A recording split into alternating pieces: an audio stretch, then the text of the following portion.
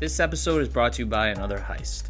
Hey music makers, our passion drives our mission with our free open studio experience, helping you overcome financial hurdles so you can keep the hits coming. In our marketing package, it's not just an add-on, it's crucial for your success and ours. We're fueling the growth of the New England music scene, making it part of our core strategy, because when our community thrives, we all flourish. Join us and be a part of the movement. You see these kicks? These kicks were dirty. They were beat up, I couldn't wear them. But I got in contact with Lara Murchie at 537 Shawmut Ave, the fashion center, and he brought these beauties back to life. Get in touch with him if you need your kicks clean, your furniture done, your purses done. It ain't called the fashion center for no reason. At 537 Shawmut Ave in historic South Boston. Just tell him your boy said ya. Peace. What is going on, good people? Thank you for tuning in to another episode of Say That Podcast. Y'all know the drill. Don't say this, say that. Before we start today, you may notice that behind me is a little bit different. It's actually a little almost improved instead of the basic stuff I usually had on the wall beforehand. That's why my man Prop was graciously able to craft this beautiful vision that we had for the walls here at AOA. What I like to think this entails is creativity and culture. Because if you look at the wall where the guest sits, you got my favorite team, my favorite all-time player, KG, shout out to Adam Sandler, in the green. You got the ransom notes over the white, and you got that little new character. I got to give him a name there on the side there. I don't know what to name him, but I'm going to give him a name in the red. Obviously, as you can figure out, I'm Italian. Go figure. As you can tell behind me, because that's where the North End is, and that's where I grew up, right on Prince Street. Shout out my grandparents. They used to sit out the window all the time like an old Italian would. That's the best security, as they always say, too.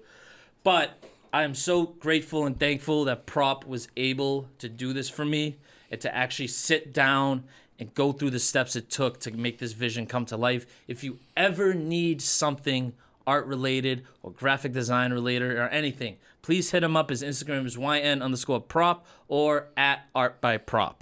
Again, it's a whole, I feel like it's almost, we're entering a whole new era of the pod. If you're watching on YouTube, if you're listening to this on Apple or Spotify, please go watch our YouTube because the visuals are going to get crazier. But for today's guest, we got somebody who I'm very thankful to say has become a really dear, good friend of mine, almost like a brother. This man, from the first time I talked to him in 2021 with my guy, David Ryan, who I can hear from here, so stop yelling. Ladies and gentlemen, it's real smooth. It's Jeff Porter, baby. What's going on, my dog? How we doing, man? I'm all right. Great to be here. Great to be here, man. I love the space you guys have here. Yes, sir. You're a frequentor of AOA. Shout out to Mike. Yeah, yes, yeah. Sir. Shout out to Mike. But never with this. No, never with that. Never with this. Oh, speaking of, you're the first guest with the new background. I had to make sure of that. I had to make sure it's like, I got to get a really special guest right That's now. a real smooth and then something with an R. Right, we'll exactly. Call him. Yeah, exactly. 100%. We have oh, to. yeah. I got to think of a name for him. If y'all watching this on YouTube and you'll see that guy, let me get a name for him in the comments. There we go. But anyways, bro, since 2021, it was May 2021, you've been a busy, busy man. I think that's very safe to say. You Gotta know, be. Trying to be. And the last time you were on was really like almost as if your rookie year in a way. Mm-hmm. And now you're about 4 years in. You're very well crafted. The pen is sharper. The lyrics are more fire. How are you feeling now as you continue this journey from the last time you were on the show? I mean, 3 years. What do they say? There's a artist years are like dog years or something. Like 3 years feels like, exactly. 20 years. It's just about consistency for me. I try to drop something. I think in those 3 years, I think I've dropped something every month, whether it's a video, a song, a single EP album. Every month, I don't think I've missed a month or freestyle, what have you. And to me, it's about building, a vault of music that I'm proud of, to just kind of pick from and have an arsenal, of content in my bag of tricks. And, no one can really say anything about consistency. It's like you can't take that away from an artist. And, we don't have artists in my position where I'm at, where I'm at in my music career. We don't have the luxury of being like Kendrick and, you know, hiding in your cocoon for 5 years and then putting out another masterpiece. You got to be in front of people all the time. And, you know, it's a learning curve, and it's an experience that until you've gone through it, you don't know how up and down it can be. But consistency is just everything I try to represent. So right, exactly. Yeah. And a couple things about that. I actually saw a tweet from Clark D today where it was like, if you stop this music shit and you haven't blown up, like you said, like a Kendrick does, you're done pretty much. Like there's no, unless you really maintain your core listener base and stuff like that, you're done. Like there's no going back to just like, oh, you know, I'm going to start it. I don't feel like it, so I'm going to stop now. And then I'm going to start it later. Like that was my big thing with this podcast, with the consistency of it. And just like, you know, those 18 months off are like, damn, like it's like, am I really done with this shit? It's like, no. And obviously I'm not, but there's always more work to be done. Exactly. And you're never going to know if you give it up, right? You know, I think that's one thing that I hope artists can take from, if they're watching this interview, is that it's not all sunshine and rainbows every day. It's a grind. You know, I have a 9-to-5 job, and you know, if I'm not there, I'm at the studio or I'm still trying to enjoy my own life. But it's bachelor it's parties hours and tea times. You know what I'm saying? Yeah, it's hours. It's hours of craftsmanship and lonely nights at home when everyone else is relaxing and watching Netflix, and you're fishing through beats and you're trying to find your next verse or, you know, your next banger. And you know, it's sacrifice. You know, a lot of people my age are not doing what I'm doing. They're, you know, starting their families and things like of that nature. That is probably there for me one day, but I'm at a full sprint. You know, I'm not getting any younger. I'm 32, and I look at it as like, I want to go as hard as I can at this until I'm 36, 37, 38, and see where I'm at by then. And then I can truly say, you know, I left it all out there, you know, and I don't ever want to look back saying, damn, why'd I quit? Right. You know, that's a good point. And it's a good thing, you know, you brought up your age, because I hear a lot of that in your music. And, you know, even at my age, you know, 26, going to be 27 next month, I still feel like, you know, like you said, my friends are getting married, you know, they're having kids. And I'm like, it just doesn't register with me that it's like, wow, that's the age for that stuff. You know what I mean? It's like, we're in that era where that's like, that shit happens. But, and also some stuff you have said in your music, you know, you mentioned, you know, ain't got no wife, no kids, but I'm still in the studio, stuff like that. And a lot of people really doubt someone's ability to keep working on their craft if they haven't blown up, if, you know, they're around your age. I've heard you talk adamantly about that. Like, it's like, doesn't matter the age. You got to keep going and push this shit. Look at Griselda, look at 2 Chainz. Right, exactly. 2 Chainz was, you know, Player Circle, Titty Boy, and all that before, and affiliated with Disturbing the Peace and Ludacris, but nobody knew him for that. Right. And then he became 2 Chainz, and he was late 30s, you know, early 40s. Conway, Benny, Gunn, all those guys, like Rome Streets isn't that young, I don't think. Like, these guys are catching their stride mid to late 30s, and by the way, that's still youthful. No, that it a lot absolutely of people, is. Listen, you're not old until you reach 65, which is the senior citizen age. I'm gonna tell you that right now. Don't tell my pops that. He's 66. He just turned 66. Yeah, he looks like a young motherfucker. I gotta say, shout out Papa. Shout out to Dad. Shout out to Big Rust. But that's something that's very admirable about yourself is, you know, you don't let age be a factor for yourself. Like, even if, you know, you may see yourself in the same spot as you were last year, but maybe that isn't possible because there's growth every year. But I feel like you as a person, like if you put the music aside, is a very good message for people to look at and be like, you know, it's not too late to do anything. Like, even if someone your age was like, I really want to start writing music now. Like TJ Batiglio, shout out that guy. He's, you know, he restarted like almost 2 years ago. You know, he's about a year younger than you or something like that. You know, around the same age. Yes, sir. Shout out Tiggy.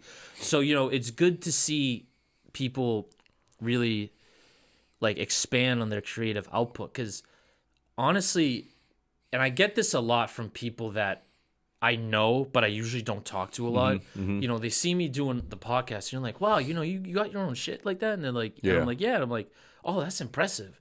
But then I think about like even myself, and it's like, well, I'm not big or shit right now. I'm not like, you know, the biggest podcast in the state, but it's like, wow, like, you know, thank you for saying that, because, you know, that gives me hope that I'm actually doing something good with my life that isn't just, the 9 to 5 and that's all my life. Because that's, unfortunately, that's all of some people's life is just work. If you're going to give a company 8 hours of your time and effort and energy, I'm not advocating against working hard at work.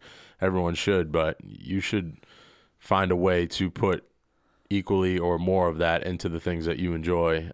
If your main day job isn't exactly everything you love to do, for some people they're blessed enough and that's the case. But in my situation, I'm at a place where work is a way for me to pursue this. Like and they go hand in hand because I do marketing for a software company. And then I'm marketing myself as an artist, right? So I'm going to school for marketing right now. That's lit, bro. Yeah. So I mean, I've learned a lot of cool skills, and it helps me in my career. But it's really the dream is what I'm doing now, and with music, and you have to look at it as a journey, and there's no end finite destination. I try to tell myself that because what I'm doing now versus what I was doing when I met you originally. Yeah. I couldn't imagine some of the cool shit I've been able to do through this. Like legitimately, because I was going through your library, through these last couple of weeks, leading up to this interview, and I'm just looking at it, I'm like, damn, like just from 2020 where you and David dropped Good Luck Farms to like now is like, that's nuts. Because I met David through you because I knew David from St. Mary's back in the day. Yes, sir. But it's just like, because I look at it like I've actually had a front row seat to see this shit. Yeah. And, I've been to the shows you do. I've been to sometimes in the studio, way back when we was in the juice box behind Chelsea and shit like that. And I'm just like, damn, like, in a way, it's inspiring because, I don't rap. I don't make music. I think when it comes between running a platform and music's on a whole level stratosphere because of just all the different shit it entails. But seeing somebody who, because you had mentioned on that last podcast, you rapped here and there, but never took it seriously up until that first year. Yeah. And now that you are, it's like, wow. Yeah. Has there ever been a part of you that's like, why did I start sooner? Or is it all like divine time and shit like that? No, it's always that. It's I often think to myself, man, if I started when I was in college and I was putting out things on SoundCloud and everybody's got 16 bars laptop, somewhere, bro. Yeah, on my laptop, in the dorm room on my laptop, like putting out absolute trash. And like, at the time I thought it was fire, right? But of course I have those thoughts, but at the same time, I don't live with regrets. I try not to. And to your point of divine timing, I mean, I think that, the right opportunities surface when they will, and they have. And I feel the incremental growth. So many artists, they get into this thing for the wrong reasons. They want to blow up overnight, and they want that one hit. They're chasing that one hit. And for those that make it that way, amazing, great, kudos to you. But what happens when, you're chasing that and a label finds you and they go back and they have nothing to binge. They have nothing. They have no you have no catalog. You have no, you haven't laid any true groundwork. You just have a very fickle mindset of how you think you're going to make it.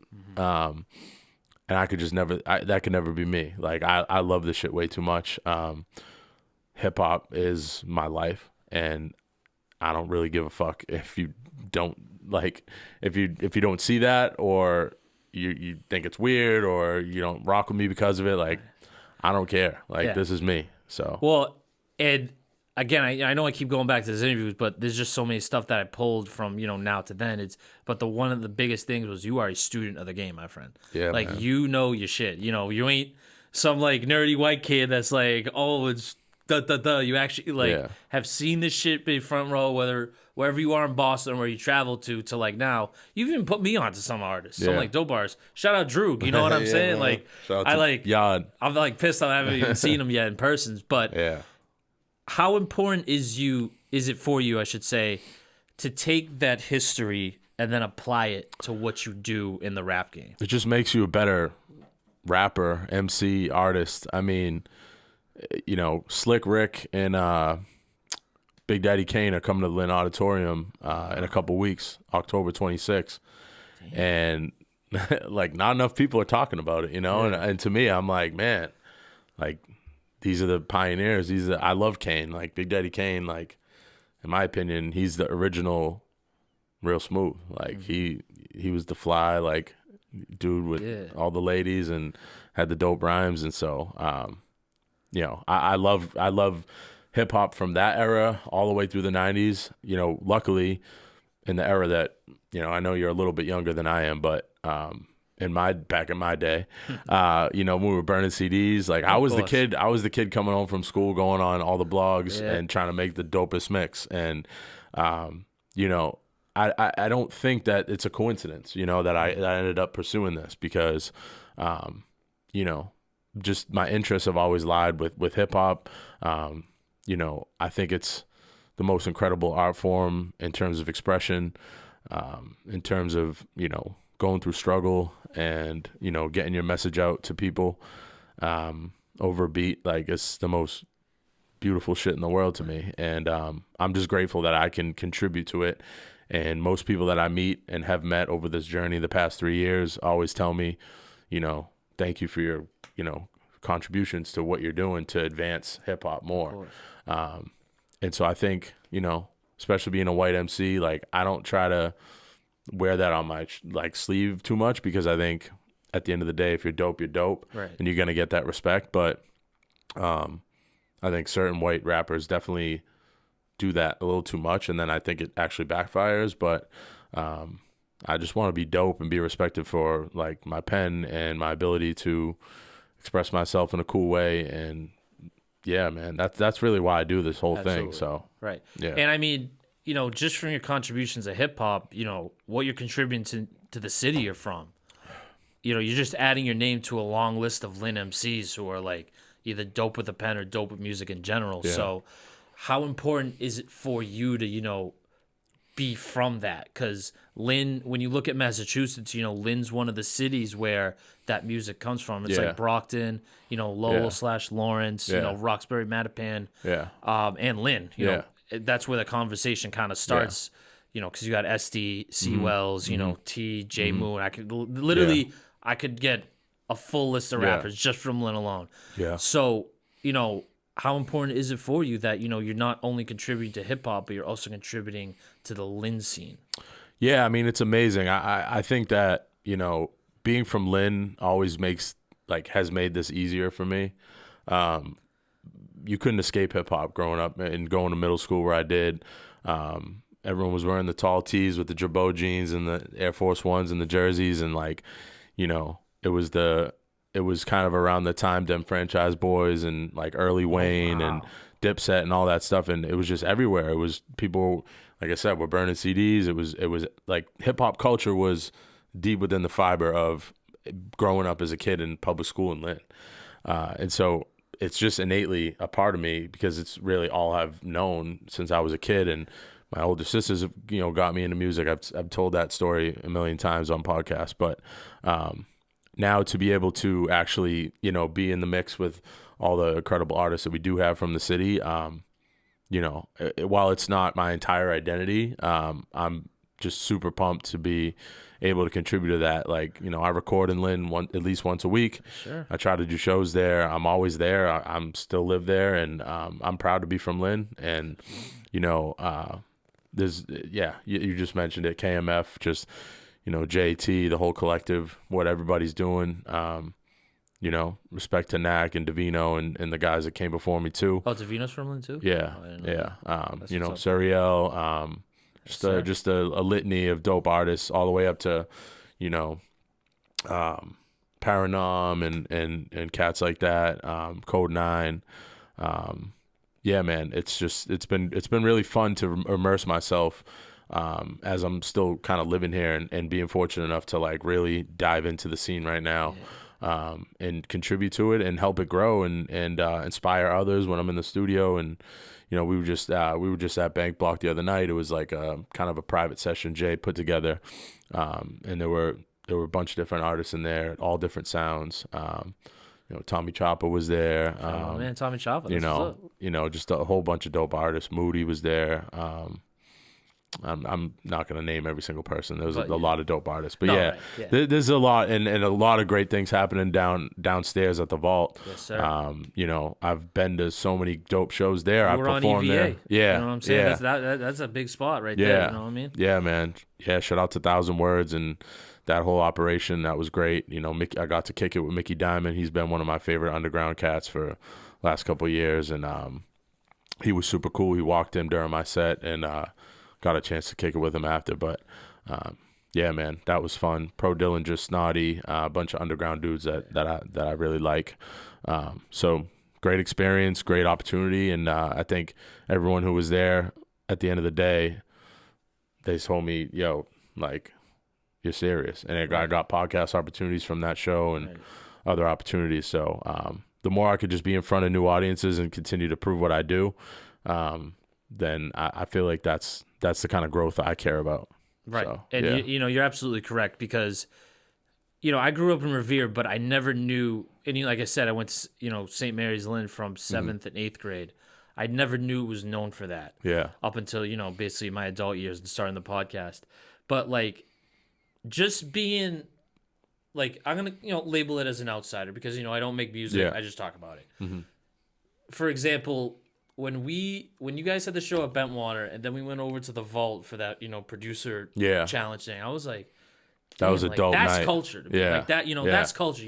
We just came, y'all just came from rocking a set. It was you, David, Groovy, Neek pulled up too. And then we went to the Vault. Rilla Force was there, Vinyl Villain, Jay Moon was there. That's right. John Glass was there, Leo Lot, or Leo Lot. the Kind, yeah. Leo the Kind, yeah. Yeah, and Devo had won the whole thing. So, I was, sitting back up top, kind of like Sting, because that's kind of how the shit is made. And Boy Rock was there too, but I'm like, damn, like, this is like the thick of the culture. Like, these are the nights where, it wasn't that packed of a venue, but like, the right people were there, you know what I'm saying? Yeah. Mr. PSA was doing the, shout out to A&R PSA and stuff like that. He is a rapper. Yeah, he's gonna tell you he's not.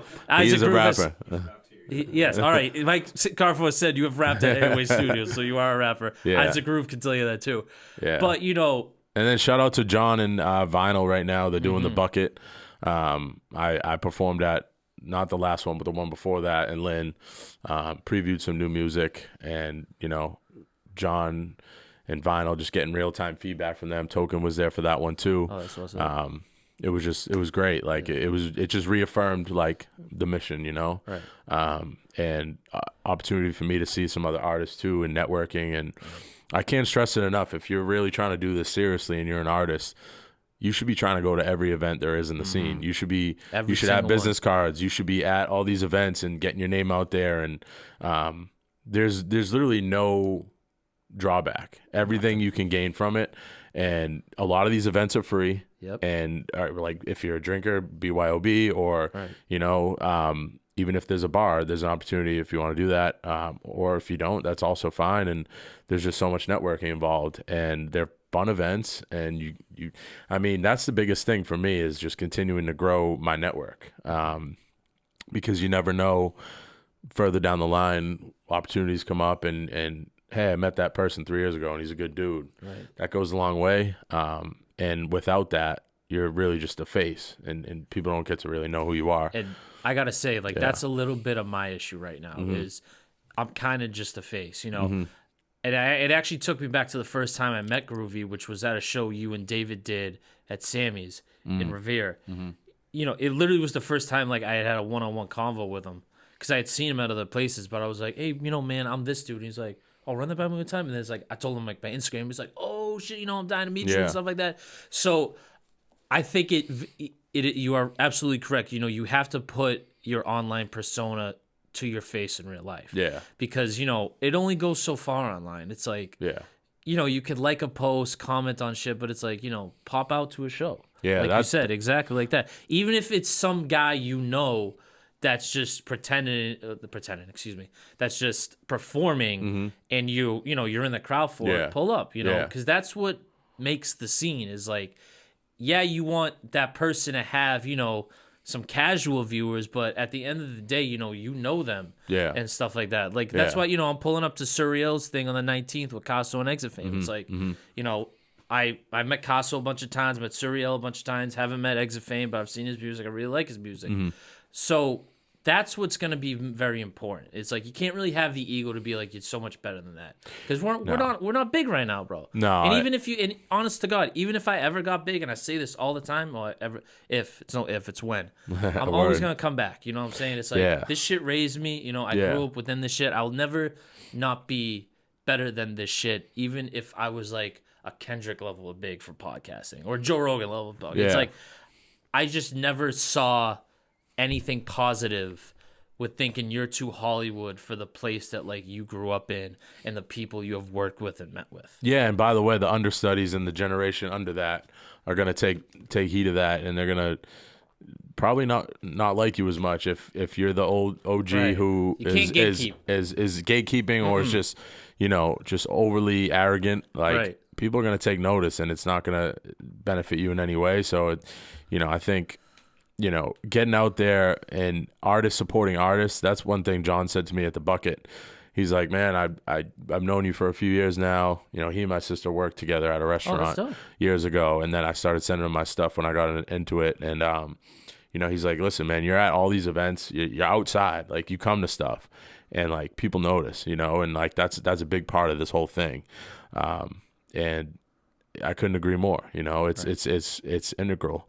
And if you want, like, because by the way, other artists can support other artists, and that helps the whole scene flourish. Right. It's like, I think some artists have the mindset of like, oh, something might be dick riding, or like it could come off corny for supporting someone. And to me, I never understood that at all, because I could be a fan of you as a rapper and also realize that like we could still be competitive. Right. And I think that also helps, friendly competition. I was in the studio with T last weekend, and we're working on some stuff together, and we've mostly been kind of curating the EP. He would write wherever I'm at home, I'm writing, and then we would link up and record or whatever. And I'm like, nah, man, we need at least a couple joints on here where we're in the studio and we're pushing each other to write. And that's how David made a lot of our early projects. We would cook up together. And that was a big point that you and David were talking about 3 years ago. Yeah. How, it's like you're kind of checking each other and making sure it's how you stay competitive. You keep the sword sharp. Right. It's hard sometimes when you're just in your room writing and you got no one to compete with. Right. So I think that's, it's you could still support one another and also want to tear the head off and on a record too. Like that's just this competitive spirit of hip hop. What's up? Yeah, absolutely. So because listening to your music, ever since you came back on, like I said, it's all like just great. Like I could tell whether it's you and T who do, you did Still Illustrious and Illustrious, which again, shout out to Nas. That's what I'm saying. You're being a student of the game like that. I'm saying, taking inspirations.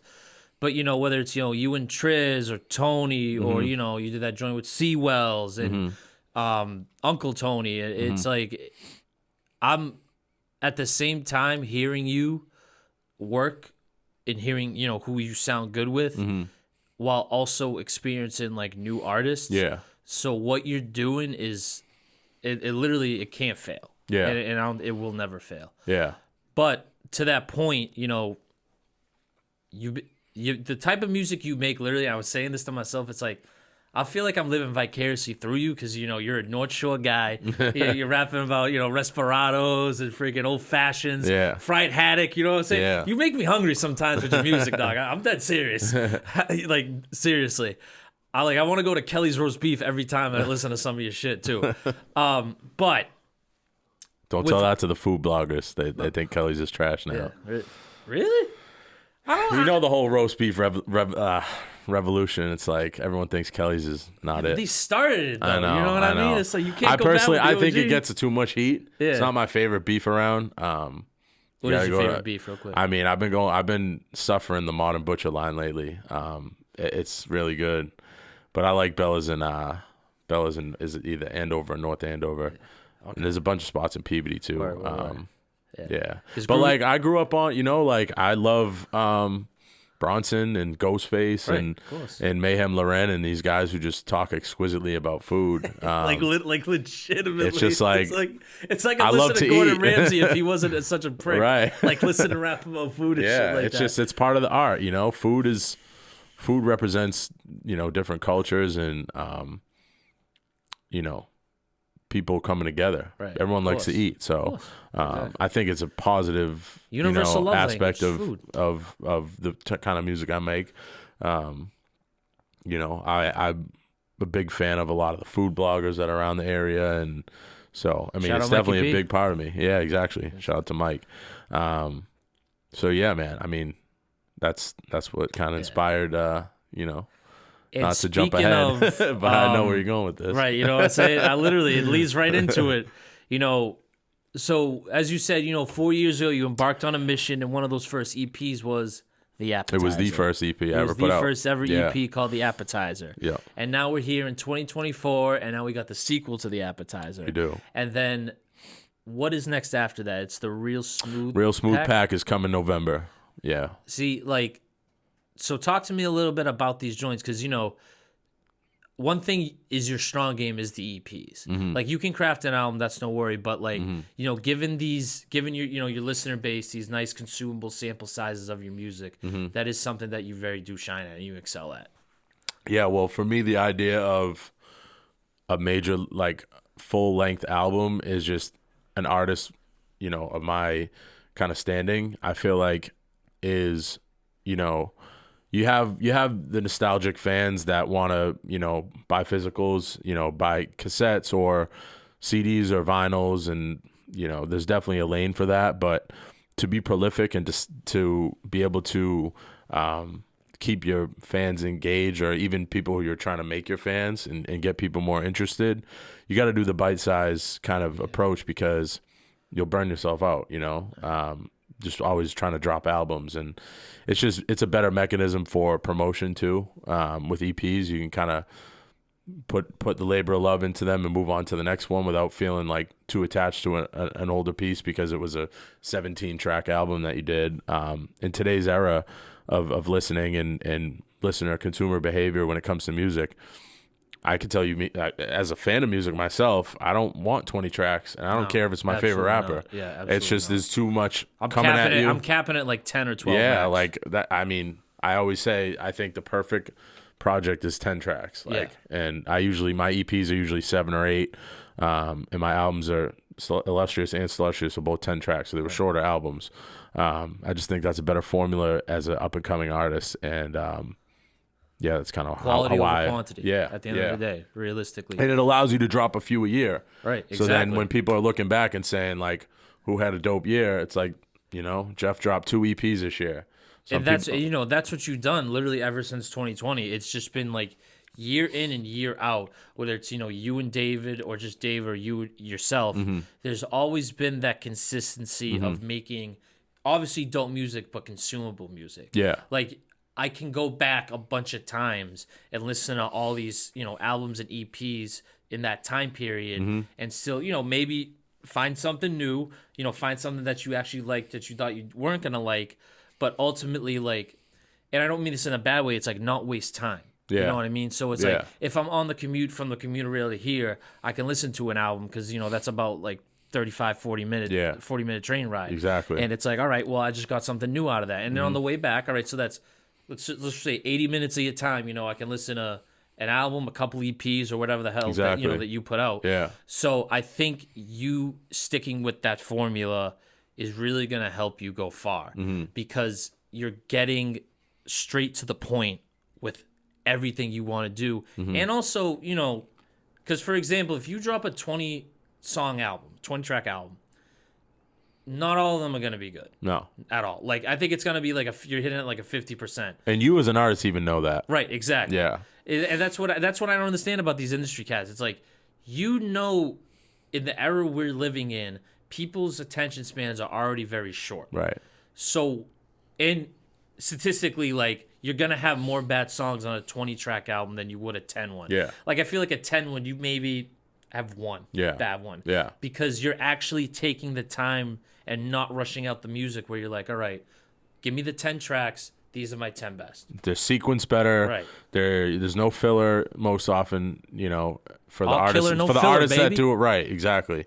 I like Vince Staples. You know, he's one of my like favorite artists.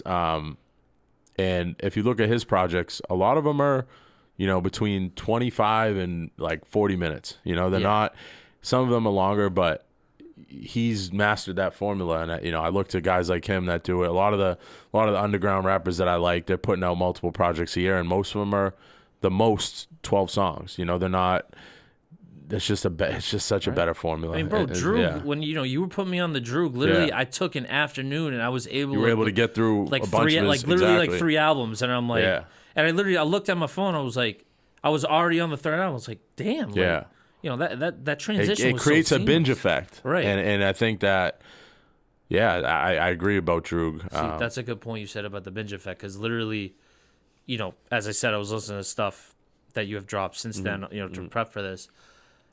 And I went from like Dress Rehearsal to Illustrious to Still Illustrious in like a night. Yeah. Like that's it. Like a night. And I was like, and it is probably my fault. I hadn't listened to them too much up until that point, but I'm like, damn, this is just all like dope music. Like, even if I didn't know you and I had just discovered you, you know, randomly off Instagram, I'd probably have that same opinion. I appreciate it. So like, Thank you know, bro. there are 100% like a casual Jeff Porter listener, I would gleefully assume has that opinion of you.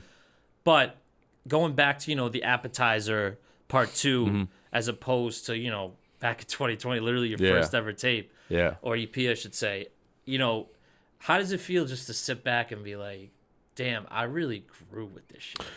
That's really kind of, I think, the timing of it, you know.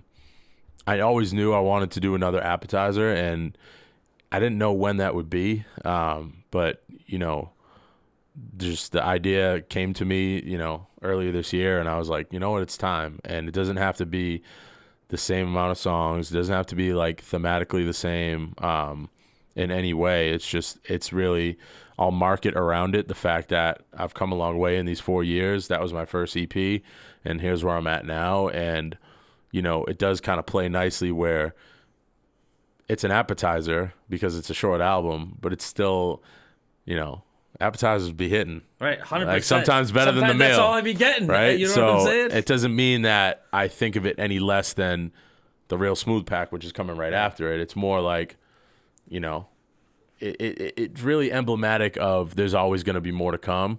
Yeah. That's kind of the idea of the appetizer, is that I'm not diluting the quality of it and saying, oh, it's just an appetizer, it's just a small plate. I'm saying this is what I have for you right now, and it's not gonna stop. No, absolutely. You're gonna keep getting served. And when I was, you know, when I used to be a Logic fan, that was kind of his thing too, where he, you know, he dropped the Bobby Tarantino album. Did you hear the last shit though? Ultra 85. I literally haven't and the last album before that, No Pressure, I think it was. Yeah. We're really good projects. Okay. We're really good projects, because I had the same trajectory with Logic. But when like mine was like super up, and then it went super straight down. And Joe Budden ruined Logic's reputation. I think because Fantano got in his head a little bit too. Yeah, of course. Like even to this day, like Joe can still not give Logic any credit ever. Absolutely not. And I love Joe. I listen to the Joe Budden podcast every week, but man, he can't give him any credit. Lighten up, Joe, if you're watching. Exactly. Come on. Like and that's someone who like doesn't like him as much and does roast him. He's like, he's been through enough. However, with the Real Smooth pack and the Appetizer Part 2, you and Mike Scarfo have crafted something very unique. You know, can I get a tad little insight about it? Yeah, man. Spoiler alert, I have seen it, and I don't want to give any of it away. I just want to give like just a smidge. Yeah, so I've wanted to work with Mike in this capacity for a while. You know, I've been on his podcast, and you know, we're good friends now. But I know he's since he's, you know, built this amazing creative space we have here in Beverly. Yes, sir. At AOA, you know, home front. He's he's dabbled a lot more into, you know, video and building up his own creative portfolio. And you know, I try to work. I have my select kind of video guys that I work with, you know, Chow and Pat McManus, Story to Tell. Shout out to Pat. You know, I've worked with a couple others. You know, Steve Foley when he's not so focused on the comedy show and all that. He actually recorded your episode at Staples too. Yeah. He was running yeah, right. Like Shout out to Steve. We make that tight space even a little bit tighter. We did. And so, you know, I'm trying to build up my portfolio of you know, visual collaborators. And, you know, I wanted to sit down with Mike and we got the ideas flowing, and we figured that instead of kind of putting all our eggs in one basket, which is kind of like one music video, which is kind of the traditional approach, why not try to do more of a visual journey where we have multiple pieces of content we can promote, more micro content, and it can ultimately lead into, you know, one longer form piece as well, and kind of kill two birds with one stone and really get as much value we can out of the creative process. So yeah, that's really what's going to be behind the Real Smooth Pack, is going to be kind of a visual rollout before the project, and you know, then I'll drop it on Bandcamp first and then on platforms after. So that's another thing that I did want to talk to you about, because recently I have been seeing, you know, yourself, but also other artists kind of get back into Bandcamp. Yeah. Where now, because, you know, music right now is just subscription based, whether it's Spotify and Apple. You know, you pay, I think it's like $9 a month. Yeah. Like maybe $9.99 for both. I'm not sure about Spotify. Spotify is like $13 now, I think. That's nuts. Yeah. Apple didn't even raise their prices. Yeah. They've been paying the same stuff. Still paying artists the way they do. You're doing it more directly. Like if I buy something from you from Bandcamp, I'm giving you that money directly. So is this, you know, because you've kind of, you know, been here and there with Bandcamp.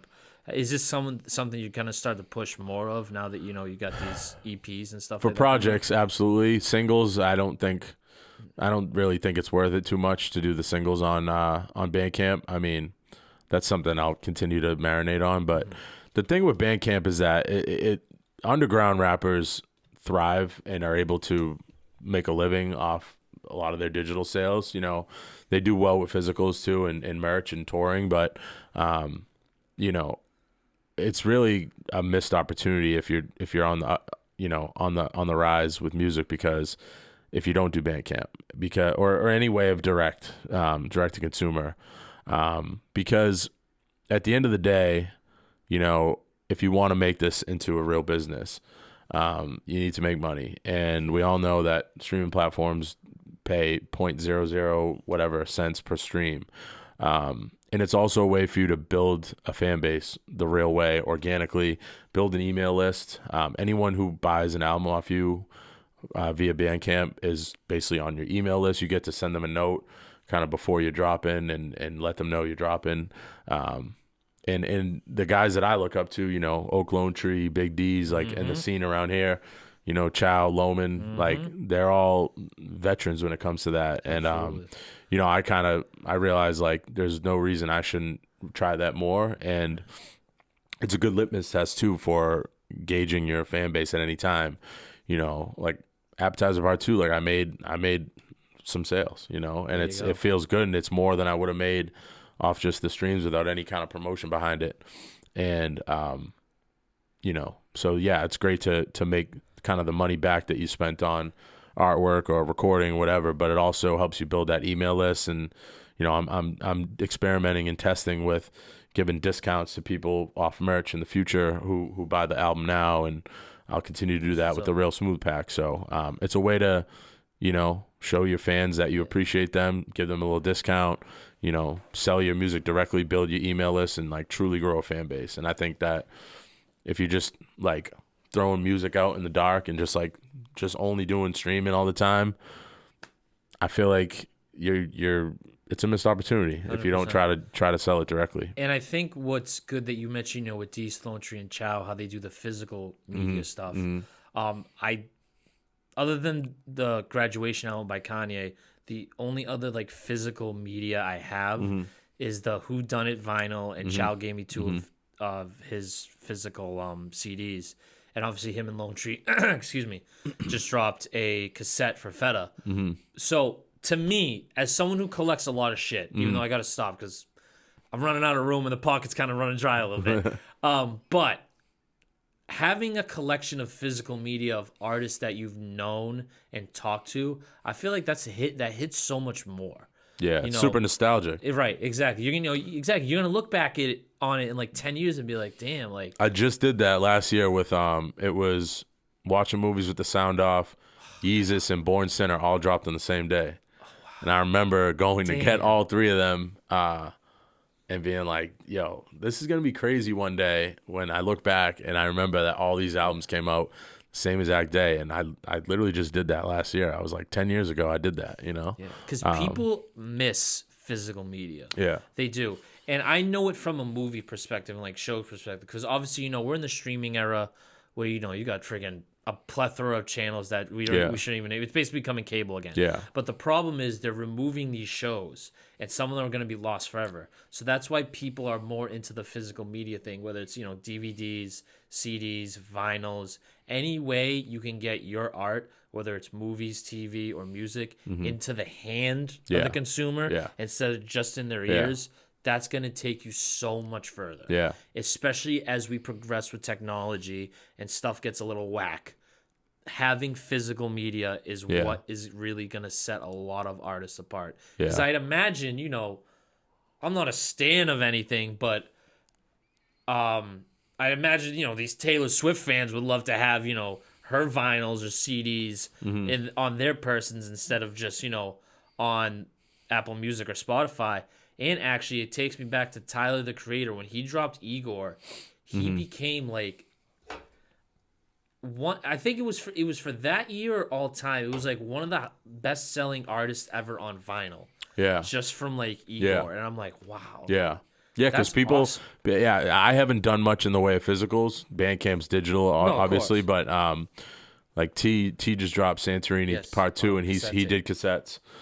So I bought it and I came home. My parents like, that's cool. Yeah. Like, do we even have a cassette player anymore? And I'm like, I don't know, but it's a collectible. Exactly. That's my thing. I don't care if I don't even have a vinyl reader or a cassette player, even a CD player. Right. But it's like, as long as it's like, someone I know is physical, I'm buying that. Because it has the liner credits and it has all the artwork in it and it's just in a different way. But yeah, merch is big, to continue to always have merch drops. But yeah, I definitely need to experiment more with physicals for sure. But for right now, the digital selling through Bandcamp is working. It's growing incrementally with each drop. So shout out to those who have bought the Appetizer Part 2 on Bandcamp. Appreciate y'all, and hope you get the Real Smooth pack as well when that drops. When's that lining up to drop? November? I think so. Yeah, probably like mid-November, like right before Thanksgiving. I was gonna say, nice pre-Thanksgiving treat right there. Yeah, So before we get out of here, what can the good people who are listening right now, and of course the people who are listening to Real Smooth, Jeff Porter, what can they expect for you in the coming future? Other than the stuff we've already said. Yeah. I mean, definitely tap in with everything I put out this year. I put something out every month, a lot of singles. Appetizer Part 2 will be out October 11th on all platforms. It was already on Bandcamp for $10. You get that merch discount. We're gonna do some fall hoodies, Real Smooth, probably like a brown, like a brown color. So yeah, Real Smooth pack coming right after that. Same strategy. It's gonna be on Bandcamp first. Encourage everyone to check it out there. But it will be on platforms, and after that, probably kick back, relax, enjoy the holidays a little bit. Push the merch more, and then coming into next year, it's gonna be the same approach. Just trying to stay consistent. I think next year for me, try to land some maybe bigger features or work with producers that are kind of in the scene that are, like I'd love to work with John or Vinyl or something. Say any producers you haven't worked with that you would want to work with? So I actually have a joint coming at some point with Playa Hayes.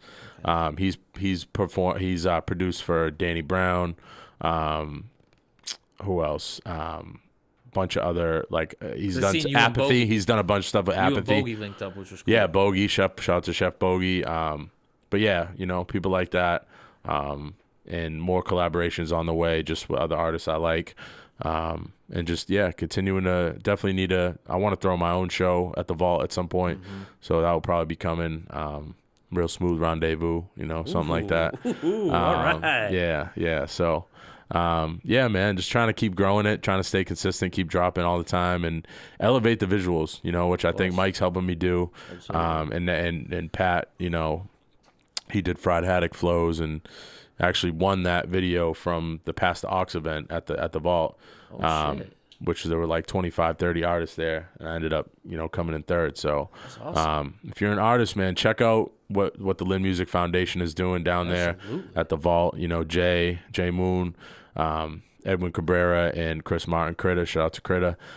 They do great work, man. I just had a workshop the other night on grant writing.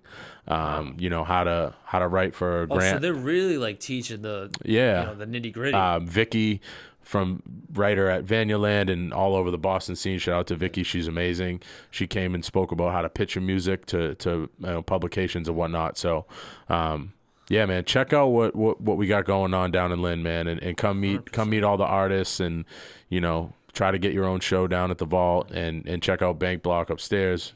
Great studio up there. Definitely check out AOA as well. There's so many great spaces around here. Listen, if you're a North Shore artist, like this stuff really isn't that far. Yeah. I mean, you're not going all the way up to Gloucester and Rockport, but if you're in Boston, it's a commuter rail away. Yeah. Literally, commuter rail stops away. Or if you, like me, you live in Revere, you're like at most a half hour away. So it's worth it. But, and also now, let's go into, before I give you shout outs, I want to give some shout outs as well. Obviously, shout out to my man Prop, who did this amazing artwork. I'm like super impressed how it came out. I'm like, this literally is my first time seeing it in person because I've been away for a while. I also want to give a shout out to a newer platform or like kind of blog-ish thing that's coming out. Mass Effect Create. Oh yeah. Yes. Super appreciate. They've written about everybody in this room. That's me, Jeff, and Mike. And they caught my project too. Right. Exactly. So, big salute. I would like to put a face to that. Because I literally I was gonna ask anybody if anybody knew where they were. That's the definition of coming out of nowhere and making it an attack. I could tell you guys off mic. Because he bought the album. All right. I don't know if he wants to stay anonymous, so I won't do it on the pod. Right. But yeah. Okay. Yeah. All right. Yeah. But I appreciate the kind words you said about me, and I obviously know the two gentlemen in this room appreciate the kind words you said about them. So and they basically do it like with everybody that we know. Yeah. Like I don't think there's been one artist or platform or like even they did it for Vicky too. Yeah. I don't even think like they have their bases covered completely. Yeah. And that is how you run an Instagram only page about music in Boston. That is how you do it. So again, shout out to them. Jeff, anybody you want to give a shout out to right now? Please, the floor is yours. Yeah, man. I mean, obviously, home team always, shout out to David, Triz, Sure. T, J Moon, KMF, Suriel, been kicking it with Suriel a lot more. Just everyone, Trey, Quan, Dennis, all the homies up at Bank Block.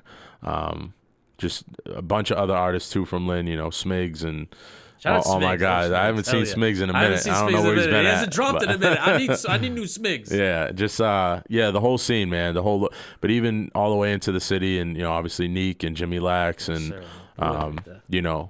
just everybody, man. Chow, Oak, Lone Tree, D's, everybody who's doing their thing. There's so many dope artists out here, producers, like I said, John and Vinyl, and just everybody, man. I'm obviously missing people, but I'm a fan of a lot of people, like I'm not afraid to swallow my pride and realize like you can be a fan and you can also stay competitive and like you can work with people and that's cool, Yeah. Uncle Tony, Groovy, everybody I've worked with. Believe. I don't know if you know Believe too. Yeah. Me and him are trying to get something done too. Yeah. Shout out to Colin. That's another guy I gotta get in. Yeah, Colin's dope. Guys, Believe and Colin, because they just dropped something. I think they have something coming out together as well. Yeah, they put out a Lucy, a single with John and Vinyl. But yeah, there's a lot of people I still do want to work with. So hit me up if you're a fan of what I do. Me and David got one coming with Aaron Brown soon. Okay. That's super dope. So yeah, man. If you're an artist and you like what I do and you wanna chop it up, I'm always open. Because I obviously I love hearing your music. I love seeing you on different people's music. Obviously, recently PH and Balance, you were on the Fight Tape with Groovy. Yeah, shout out to PH and Balance. Forgot them. Shout out to Mike and Cash and all the guys over there, man. For real. former Say That guest. Actually, it was about 2 episodes ago. So Yeah. a little recent. Go check out that episode because Yeah. that was dope. It was dope to have all 4 And of shout them out to them too for, they're doing a lot in the way of promotion. Yes. Especially Especially up where they are. Obviously, Hero and Bars, they've been doing it forever. 100%. Shout out to Hero and Bars Over Bars, but also shout out to Mikey and them because the more platforms that we have that do that as well, to give artists a chance to get their reps in and perform, like we need more of that. So there's that whole scene I've been lucky to be a part of too. So absolutely. And where can they find you? Instagram, Twitters, Instagram at Jeff Porter _real smooth. Twitter, it's still Twitter. I don't call it anything but Twitter. It's not the at Jeff Porter _108. TikTok is, I think, at Jeff Porter _108. So, and then just Jeff Porter, my full name, on all platforms. So, yeah, man, I'm not going anywhere. So, absolutely, you guys keep seeing me. He's aging like fine wine, ladies and gentlemen. Let me tell you that much. Just ladies. You should have just said ladies. Right. That's true. Just playing. Yeah, the gentlemen are still listening to music. You know what I'm saying? No, they're actually it's mostly gentlemen. Yeah, trust me, with this too as well. And I think we can speak for that with a lot of people within the scene that we know. It is mostly gentlemen, but there's nothing wrong with that. However, ladies and gentlemen, I want to thank you for tuning into this podcast episode. If you liked it, please leave a like and comment on this video. And as always, hit that subscribe button. Those numbers keep going up and up. It's like a great big staircase, and I'm very appreciative. Let's go. Who does that on YouTube and on Instagram as well. It's say_that_pod on the IG. And you can follow me on Instagram as well. Please do at REPETE617. I'm very, very thankful for everyone that has followed and tuned in over the past, actually 4 years now. At the time of this recording, it is October 7th. Say That dropped their first ever episode on October 4th of 2020. So we have now officially eclipsed 4 years as a platform. Obviously, many of you know, thank you, Jeff, I appreciate that. Obviously, as many as you know, we had that 18-month hiatus. Whatever, it's still 4 years, and I'm very appreciative for that. It almost feels like I'm getting ready in a way. I'm still like just getting started almost, which is crazy that. But with this new wall and the revigored feeling, that's why I love the fall and winter. It's like It's not hibernation. It's just like more work doing that. Like I don't feel lazy. I don't feel like it's a crisp fall morning on Sunday. It's just like let's get it. Let's get to work. Let's do this shit. Hell yeah. We're only getting older. My birthday's in almost a month too. So it's Let's like go. you know what I'm saying. Let's go. Yeah. We gonna get to it. But as always, ladies and gentlemen, y'all know my motto. And Jeff, if you could help me out, please, if you would. Don't say this. Say that. And we'll see you in the next episode. Peace. Peace.